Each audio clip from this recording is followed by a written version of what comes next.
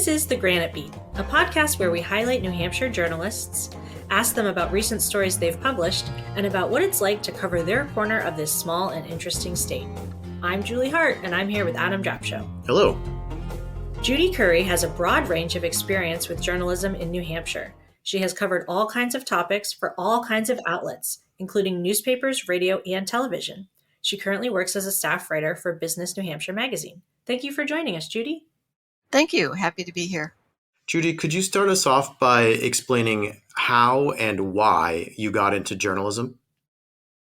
Oh, well, I go back to the days of when answering machines first came out, and I worked in retail. And if the cash register broke, I used to have to leave a message on the voicemail machine. And the gentleman who would come in the morning told me what a wonderful voice I had and how I ought to go into radio. So fast forward about 10 years, and I did. I was working in manufacturing as, a quality control technician, and I said, this is terrible. And so I tossed that all aside and went to Connecticut School of Broadcasting. And from there, I've been to Maine and all over New Hampshire, and then eventually to public TV, and then into print. Well, it's the first time I've heard that answer to that question. As I looked at your LinkedIn page, it occurred to me that you're likely someone who thinks not just about what a journalist delivers, but how that information is being delivered. Could you tell us more about that? Do you think more journalists should be thinking about how their work is being presented? Yeah, I often see things on the national news and I feel like, did they realize what they were going to sound like? No. Locally, we have such good quality journalism. And, anytime I have an opportunity to share and talk about it, I always urge people to consider the impact. I think in social media, we see the impact of how fast information can travel. So if you're a journalist, you really have to have a whole nother layer of responsibility and appreciation for where that information can go and what it can do, good or bad. How would you advise working journalists today? What would you advise them to do to improve that in their own work? Well, I've always had this three-pronged approach to news. I think there's three things. There's the information people want to know, need to know, and should know. And what they want to know is the exciting stuff, the crime stories that don't necessarily impact their life. What they need to know is the real critical stuff, like if City Hall's being closed or if a bridge is being shut down for a year for construction. But what they ought to know is all that stuff that they tend to not pay attention to, like municipal government, what's on the town warrant. People get so excited. I voted in every presidential election. And I said, yeah, but did you vote in the local ones? Those are the people that are impacting your life. So as journalists, that's where we really need to make sure we're giving equal value to that information and trying to engage people with it. You've had a chance to see journalism as a changing and evolving industry over the course of your career. Do you have a sense of where it's heading? I think it's a little bit like the way radio went. When radio stations could all be consolidated under a single owner and not have to be spread out because they were worried about them having too much power, someone said eventually they'll go back and they'll become local again. And that has started to happen where you see single licensees or, I think you have one right in the Lakes region. So I feel like journalism has that opportunity now. We've got former state senator Chuck Douglas with a newspaper. There's another small newspaper. There's actually, I think, a couple in the southern part of the state below Manchester. I think you've got Londonderry and New Boston. So I think we'll see it kind of coming back in smaller ways. And why do you think that's happening? What are the market conditions that are allowing for that to happen? The easy access to the information online. I think people are recognizing even if somebody is going to charge them a small fee, they might be willing to pay for a local newspaper that's online that they can access. As far as larger papers, they're heading toward this online world where the only printable paper, people expect it to be the Sunday paper. But I could almost see that in a smaller model too, where you just do like little leaflets. It's almost like we've gone back to colonial times in a way.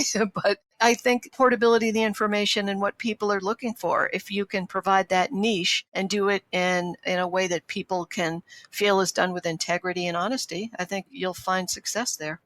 I'd like to ask you about a couple of stories you published recently. The first one had to do with Stewart's Ambulance, a company that is local to us at the Laconia Daily Sun, and which is important to our readership because Stewart's provides ambulance service for a lot of smaller towns that don't have their own municipal ambulance. Could you tell us about that story? How'd you get into it and what'd you learn? Well, they reached out because I was, writing for a business magazine. This was a great business story. This is the first New Hampshire ambulance service and the first in New England, actually, to become an ESOP. And, that's an employee stock ownership plan is what those letters stand for. But basically, instead of being a corporation with shareholders, the employees are the owners of the company. Admix, Revision Energy, and Hypertherm are some earlier examples, but no one had ever done this in the ambulance service except in other parts of the country.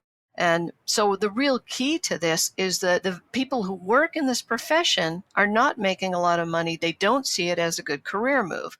So when I interviewed the executive chairman, Justin Van Etten, one of the things that he pointed out is that the career path for EMTs, you start at the very basic level of a person who can drive wheelchair vans. You move up through the various levels, you get a 4-year degree, you become a paramedic, and maybe you get advanced degrees and certifications. And pretty soon you're going to get snapped up by a hospital or other healthcare organization that can pay more. So nobody was finishing their career in here, and people weren't staying, and the turnover was really high. So do you think that this represents a possible solution then? And if so, could you tell us how it will work? So the way this works is if people stay with the company, I believe it's 5 years, 4 or 5 years, they can become fully vested as a shareholder and an owner. And then if they make a career out of it, they're getting a percentage of the money that's coming in, as opposed to it just going to wherever it would go in a business model. Because the ones that are trying to do EMS as a business are not really doing that well anyway. It's mainly the nonprofits. But if you can take what little profit there is in this model and give it to the people that work there, that will give them an incentive to stay and maybe make a career out of it, because the longer you're there, the larger share you'll have in the company. I'm curious if you have a sense as, I don't know if you would have gotten there in your interview, but what's the motivation for the current owners to give up ownership and open the door for the employees to take over? What you have in this industry is kind of a low pay structure and a low reimbursement structure from places like Medicare and Medicaid. And that's due to the fact that a lot of these companies for years were volunteers, but nobody can volunteer 40 hours a week. So by doing this, it's worth it to maintain the success of the company. And they all, the current owners, they all become partners in this venture. So if you see this as a solution, I wonder if you've had any thoughts about this sort of model being applied to other industries where there's been similar issues of low compensation leading to high turnover. Well, I mean, that could certainly happen in other parts of healthcare, I suppose, if you don't already have a nonprofit structure in place. It would be interesting to know whether any of the privately held hospitals are actually offering any sort of stock options to keep the people higher up in the system. But definitely for a company that, has seen, or an industry rather, that's seen so much turnover, I think it's a great option. Yeah, it'll be really interesting to see how that plays out, if they succeed and if other smaller companies also in the same business follow suit. The other story I wanted to ask was about broadband access in some of the rural parts of the state. Could you tell us how you got into this story and how you went about investigating it? The Business NH Magazine focuses on telecom and technology specifically every December, I believe. So I actually wrote about it in 2020 when one of the first big projects was Chesterfield. They were trying to bring in broadband, and they were sort of part of a coalition that was pushing for the state to create a rule that would allow broadband to be treated like other utilities. So think about it. If there was a town without electricity, they would do something about it. You could go to the voters and you could say, hey, we built all these new houses. We need electricity, we need water, we need sewer. And the town could bond for that, but they couldn't bond for broadband. And so they had to change that rule to allow them to do that. And then this story, when it came out, it was January of 2020, and it didn't take too much longer beyond the timing of that story for people to realize that the communities that didn't have broadband were in big trouble, because when all the kids were sent home from school, you had a lot of students that were totally disenfranchised, disconnected. You had teachers teaching from parking lots of Dunkin' Donuts, because they didn't have broadband. If you live in the southern part of the state like I do, where, you're in a city, you never think twice about it. But when you find out that all these cute little tourist shops in, say, Newport, when they're trying to run credit cards, they're like doing it on like a modem system. And it's like, wow, just bring out that little swiper one, why don't you? So you don't realize what a huge difference it makes. So for everybody, for work from home, this was a big awakening. So they were already heading down that road of improving it, but COVID certainly pointed out all the inequities and all the breaks in capacity. So if there hadn't been support up till then, it certainly would have happened. And one of the most entertaining stories in this series had to be Bristol, the town of Bristol. The town manager there, town administrator, Nick Coates, he said his logo is basically beer and broadband.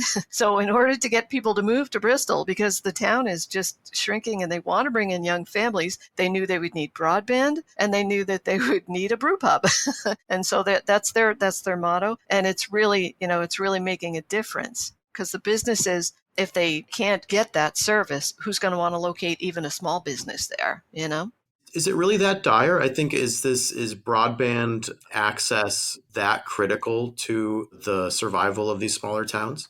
Yeah, I mean, I think it is, because that the one thing they're lacking, because of the way our housing market has evolved and the lack of multifamily and so on. I think we all know the housing crisis and where that sort of got driven to building a lot of elderly housing and nothing else, because they were worried about the school impact taxes. And now it's kind of gone the other way, where they're getting so small, they're actually losing money in terms of their allocation. So I think this is another way to make it attractive to young people, especially with so many either working in the gig economy or working from home. I mean, you can't be an Uber driver if someone can't reach you.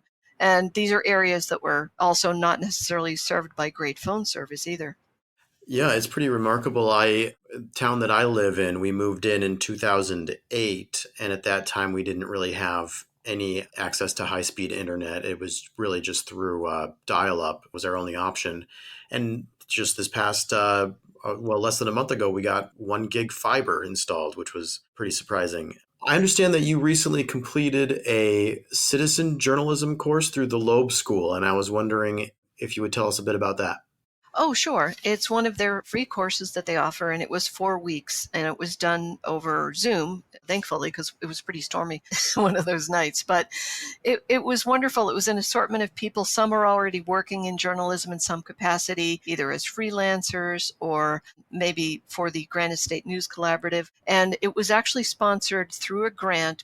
And it was so fun to get to kind of go down and talk about all of these different things. We covered the basics of kind of the ethics and what differentiates news from other writing. And then we actually got into some writing exercises and taking a look at information and press releases. And we talked a lot about working with municipal government, because really one of the goals of the school is to encourage citizen journalism where people are paying attention. And I think I kind of summed it up at the end with telling them that I hope that they will get engaged and get involved in it, because a democracy will only survive if, somebody's paying attention. And that's where journalists come in. I wonder if this ties into what we were talking about earlier. There was a previous era in newspapers when the people that were writing for them were often citizen journalists who were not necessarily trained or went to school to become journalists, but just happened to be in the meetings and could write and inform their neighbors about it.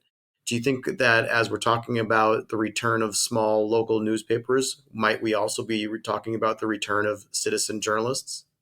Oh, absolutely. I think there are kind of people out there, even if they don't have a formal paper, they may be trying to act in that role. And over the years that I worked at Foster's Daily Democrat, they had many people who would just submit columns for their town. If you ever looked at the Concord Monitor and then Foster's Daily Democrat and the Portsmouth Herald, when you got to the middle to like Northwood, Nottingham, it was like a news desert 20 years ago. And the only reason anybody ever came to Nottingham was because of the USA Springs battle. And up until then, they got no coverage. So people in those cities, and it could be your librarian, it could just be some concerned citizen, were already sending in weekly columns or monthly columns just to let people know what was going on. Could you tell me, do you think that any of the people at this school might sign up to do that? Oh, I hope so. And in fact, Melanie Plenda, who is the executive director of the Granite State News Collaborative, told them all that they were welcome to reach out and they would be given an opportunity to get an assignment and see how they do. Oh, great. Well, I hope this turns into a regular thing. We need to seed the future with more community journalists. Speaking of the future, I understand that you are working with the AP and already starting to organize for the next round of presidential elections. Could you tell me how that landscape looks to you right now? Yeah, it's kind of like throwing a dart right now, right? I think we pretty much know where it's going to land right before everyone else, or when the Republicans have set their date, or, I think there's very little chance that New Hampshire is going to buckle under and move the Democratic primary. But from an Associated Press perspective, what I do is I recruit a lot of college students and journalists and retired journalists, even budding journalists that want to just get out there and help provide that information. And they're not reporting. All they're doing is going out and getting the results at the various towns and cities and wards in different cities. But it's kind of fun. I have people that have been doing it for several years now. They just go out, they cover their one poll, and then they go home and they put their feet up. Some of them, if they're unlucky enough to be in one of those towns with a lot of people like Derry, they might be out all night. But, they enjoy the opportunity to do that and just have that little piece in the pie, because it takes a lot of people. I'm doing most of New England now, so I'm always looking for, people that want to just do that either as something fun to do, or if they're already out there for their paper or radio station, that's also an option too. Judi, I do have one final question for you.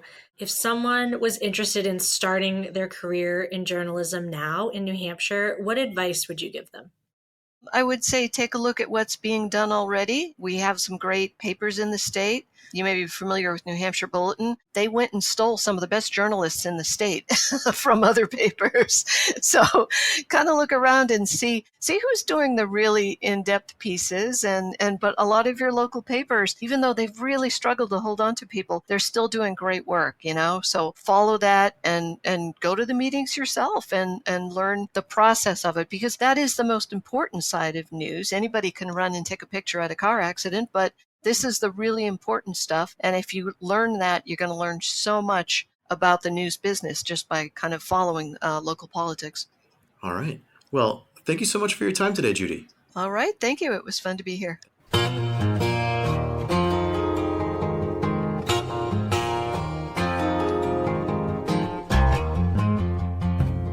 The Granite Beat is a project of the Granite State News Collaborative in partnership with the Laconia Daily Sun. We record at the Lakeport Opera House, and our theme music is composed by Bob McCarthy. Thanks also to the Marlin Fitzwater Center at Franklin Pierce University for editing and other support.